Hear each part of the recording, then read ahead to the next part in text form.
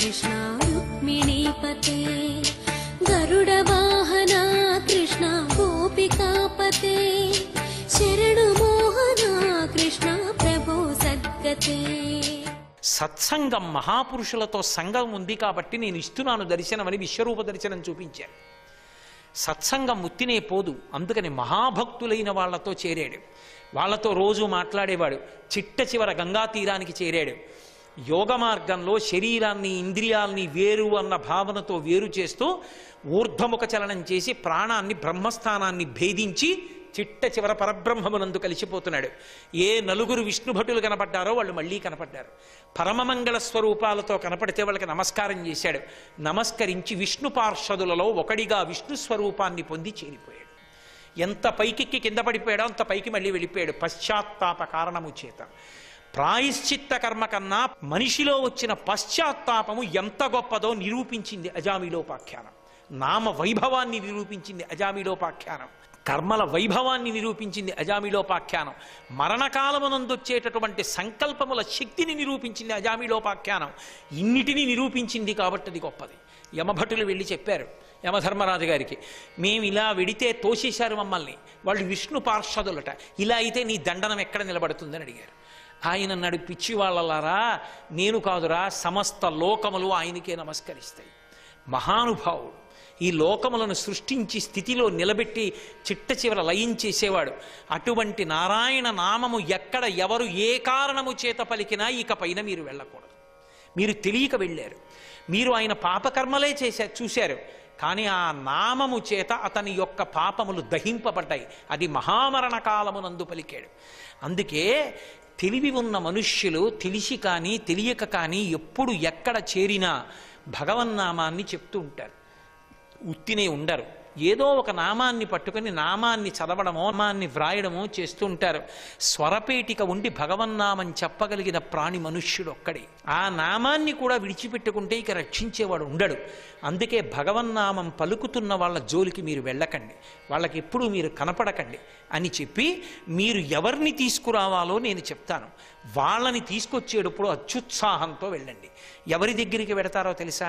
ఎకసెక్కమునకైన ఇందిరారమణుని పేరు స్మరింపని దుర్భాషితులను, కలలోనైన శ్రీనాథుని పాద సత్కముల్ చూడని కర్మరతుల, ఆ నవ్వుచునైన కృష్ణ కథా ప్రశంసకు చెవి తార్పని దుష్కథా ప్రవణుల, యాత్రోత్సవములనైన ఈశుని గుడి తోవ త్రొక్కని దుష్పదులను, మహాభాగవతుల పాదధూళి సమస్త తీర్థసారమంచు ఎరుగలేని వారి వారి వారి వారి వారి బంధువులను తొలిత కట్టి తెండు దూతలారా. ఎవరిని తీసుకొస్తారో తెలుసా? మీరు తీసుకురావడం బాగా జ్ఞాపకం పెట్టుకోండి. అత్యుత్సాహంగా ఎవరిని తీసుకొచ్చేయచ్చో తెలుసా? ఎకసెక్కమునకైన పరిహాసానికి కూడా అసలు భగవన్నామం పలకని వాళ్ళు, ఎక్కడైనా రామనామం ఏదో వినకూడదన్నట్టు భగవద్వ్యతిరేక ప్రచారాలు చేస్తూ ఉండడం, భగవన్నామం చెప్పకూడదన్న అలాంటి వాళ్ళని ముందు తీసుకొచ్చేయండి. ఎకసెక్కానికి కూడా ఇందిరారమణుని పేరు పలకని వాడెవరో వాణ్ణి తీసుకురండి. అలాగే కలలో కూడా వాడెప్పుడు భగవంతుని యొక్క పాదములను చూడలేదు, వాణ్ణి ముందు పట్టుకుని తీసుకురండి. వాణ్ణే కాదు, ఎప్పుడో అప్పుడు వెటకారానికి ఆయన రాసలీల చేశాడు, దొంగతనాలు చేశాడు, వెన్న దొంగతనాలు అని వెటకారానికైనా కృష్ణ కథ చెప్తుంటే విని నవ్వలేని వాడు ఉంటాడే, వాణ్ణి తీసుకురండి. ఉత్సవాలు జరుగుతున్నప్పుడు దేవాలయాల వైపుకి కాళ్ళు అడుగులు వేస్తూ వెళ్ళి నమస్కరించినటువంటి దిక్కుమాలిన పాదాలు ఉన్నవాడు ఉంటాడే, లౌకిక సుఖాల కోసం తిరిగినవాడు, వాణ్ణే కాదు, వాణ్ణి వారి వారి వారి 3 తరాల వరకు వాడితో చేరిన వాళ్ళందరినీ తీసుకురండి. వారి కూడిన వారి తొలుత కట్టి తెండు దూతలారా, ముందు వారిని కట్టి తీసుకురండి.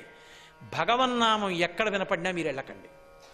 కమలనయను మీది భక్తియోగమెల్ల ముక్తియోగమంచు మొదలరంగు వారి త్రోవ పోవవలదు దూతలారా. భగవంతుని మీద భక్తితో ఉండడం, ఆయన నామం పలకడం మనని రక్షిస్తుందని గుర్తిరిగి ఎవరు భగవన్నామం పలుకుతున్నారో వాళ్ళకి మీరు ఎప్పుడూ కనపడవద్దు, వాళ్ళని వాళ్ళు తీసుకెడతారు. కాబట్టి భగవన్నామ వైభవాన్ని తెలుసుకోండి. ఒకవేళ ఇప్పుడు పాపములు చేసి ఉన్నా మీరు వెళ్ళే సమయానికి వాడు భగవన్నామం పలుకుతుంటే ఇక మీరు కనపడద్దు, వెనక్కి వెళ్ళిపోండి.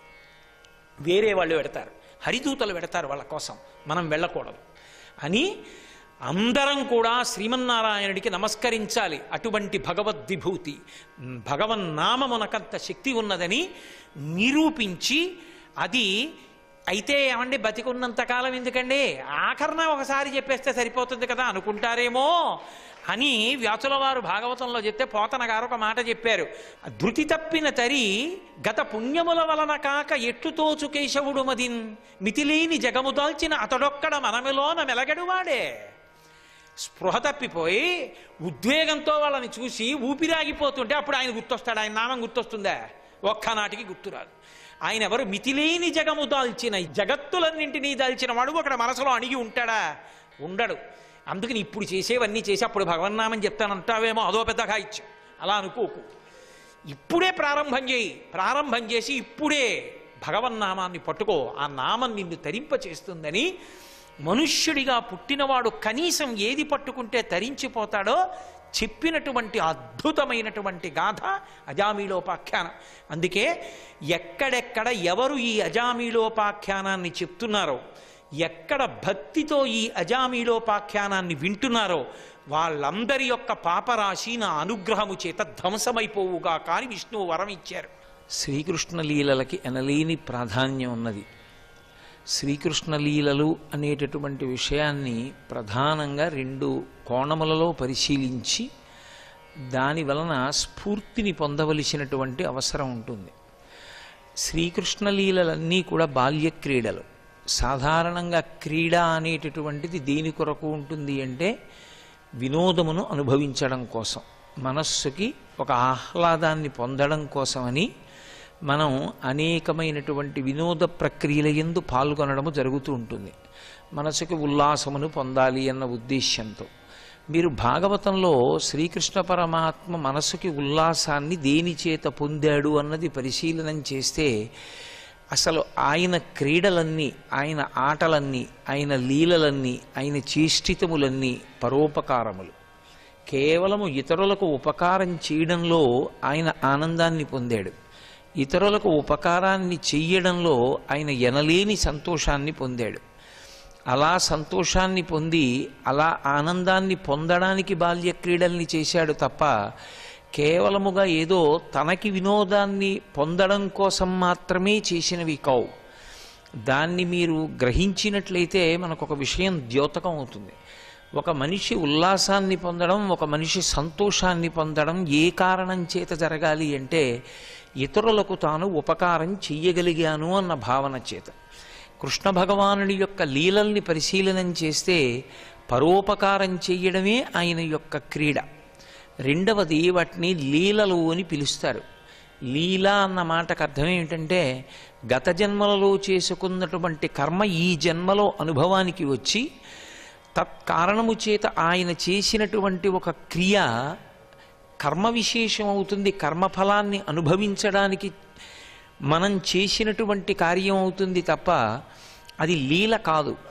గత జన్మలలో చేసుకున్నటువంటి కర్మతో సంబంధం లేకుండా పైకి ఒక చేష్టితాన్ని చేస్తూ ఆంతరమనందు విశేషమైనటువంటి జ్ఞానాన్ని ప్రతిపాదన చేస్తే అప్పుడు దాన్ని లీల అని పిలుస్తారు. కృష్ణుడు ఒక పని చేస్తే అది కర్మానుభవం కాదు. ఆయనకి గత జన్మ కర్మలన్నవి ఆయనకేం ఉండవు. జన్మకర్మచమే దివ్యం అంటాడు ఆయన. నా జన్మ నా కర్మ దివ్యములు అంటాడు ఆయన. గత జన్మలలో కర్మ ఉండిపోయి అది అనుభవించడానికి శరీరాన్ని పొందినవాడు కాడు, ధర్మాన్ని నిలబెట్టడానికి శరీరాన్ని పొందినవాడు. కృష్ణావతారం పరిపూర్ణావతారం. పరిపూర్ణావతారమైనటువంటి కృష్ణావతారంలో ఆయన చేసినటువంటి లీలలు బాహ్యమునందు ఎంత మధురాతి మధురములుగా ఉంటాయో, అవి మనస్సుని హత్తుకునేటట్టుగా ఉంటాయో, దాని యొక్క ఆంతర విశేషమును విచారణ చేసినప్పుడు అందులో దొరికేటటువంటి జ్ఞానము మనిషిని సమున్నతమైనటువంటి స్థానం వైపుకి నడిపిస్తుంది. అందుకే భాగవతం ఉపనిషత్ సారాంశము అని పేరు. ఉపనిషత్తుల యొక్క సారాంశాన్ని గ్రహించడం ఎటువంటిదో భాగవతాన్ని చదువుకోవడం కూడా అటువంటిదే. భాగవత శ్రవణం కూడా అటువంటిదే. దీని యందు 2 లక్షణములు ఉంటాయి. ఒకటి రసికత అని ఒక మాట. రసికత అన్న మాటకు అర్థం ఏమిటంటే విశ్వాసముతో, భక్తితో, ఇతిహాసము ఇది ఇలా జరిగిందన్న నమ్మకంతో దాన్ని వినడం. సర్వం శ్రీ ఉమామహేశ్వర పరబ్రహ్మార్పణమస్తు. స్వస్తి. కృష్ణ రుక్మిణీపతే గరుడ వాహన కృష్ణ